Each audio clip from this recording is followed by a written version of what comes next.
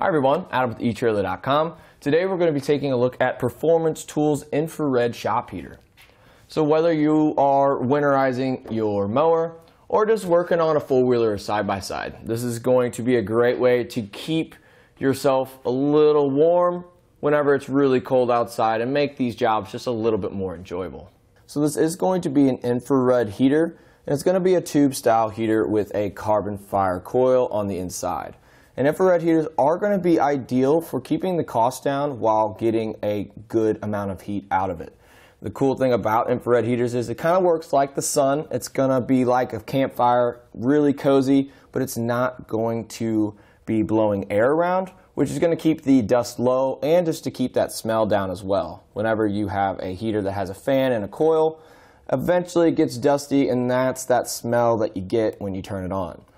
This way right here, it's just emitting that heat, which is going to be ideal for keeping your shop nice and clean and warm. This is going to be moisture resistant, so you can put it on your indoor uses or even a covered porch to keep you nice and warm. It does have an aluminum housing, which is going to resist against that rust and corrosion over time if you do plan on putting it outside. And on top of that, it doesn't make any noise. It is kind of like a T-track on the back, so by loosening these we will be able to move these brackets back and forth just to get that perfect fit and angle for whatever you may be doing. By loosening these up as well, we are going to be able to rotate these around, and we do want to let you know we are supposed to mount this like so and not vertically. Just so you guys know, this heater will be about 2 feet long, and with the mounts completely extended out, we are going to have about 5 inches of mounting distance between our wall and our heater here. And we are going to have about 7.5 inches from this section to here. And we will have our thermostat adjustments on the side. So all the way on is going to pull that 1500 watts, which is the max output for this heater. And even standing right here, it's honestly getting pretty toasty pretty quick. So last winter I went out and bought a very expensive heater. I had to run it to a 240 outlet, which was a pain. It does suck a lot of energy, and these coils in here, it just smells after a while. It gathers all that dust from my shop, and it just isn't really that enjoyable. And to be honest, it really didn't work too well. I usually kept it here right next to my fuse panel, and I'm working back there. So having that infrared heater honestly would be ideal, and it's a fraction of the price. So now that we've gone over some of those features, one thing I do want to let you know is the difference between these infrareds. We do want to make sure we mount it to where it's going to hit us. It doesn't heat up the air, it heats up objects and me. So I plan on doing some work to this mower, so I put it right next to me so that I'm going to get the benefits of all this heat. So let's just go ahead and show you how we mounted this up. So when mounting up our heater brackets, what we want to do is make sure we're at least a yard away from any curtains or furniture, anything that's going to be susceptible to heat and maybe catch on fire. You want to make sure to put them somewhat level. I'm just going to make it level with this top edge here.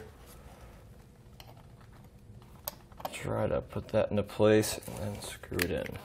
This is the included hardware, so you don't have to worry about going to the store and buying more.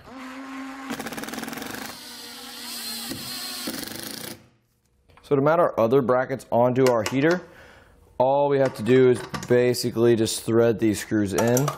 And it's kind of like a T-track, so we don't really have to worry about mounting our other brackets too close together, because we will be able to move these down that track there. So I'm going to loosen them up a little bit, get it down low here, slide them to where they match up.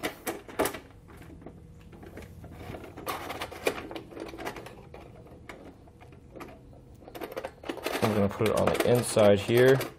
As you can see, that little tab needs to fit in this little groove here. And once we do that, we're going to grab our hardware and mount it into place. We're going to go washer on each side. I'm going to fish it in through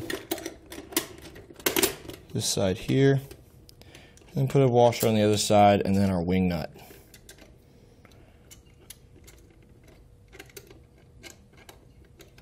Now that I have these brackets here nice and even, I'm going to go ahead and tighten those down.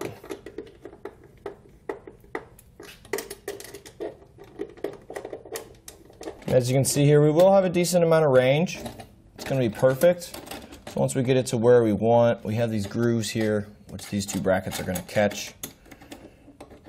And then it's going to stay in place pretty nicely. So they do recommend that you plug this directly into your outlet and not using any sort of extension cords or fuse protectors. So just so you guys know, we do have 7 feet 8 inches of cord length, so just be sure to mount it up really close to an outlet. So once you get your heater ran to the proper outlet, all you have to do is turn it on and watch it work. And that'll do it for our look at the Performance Tools infrared heater.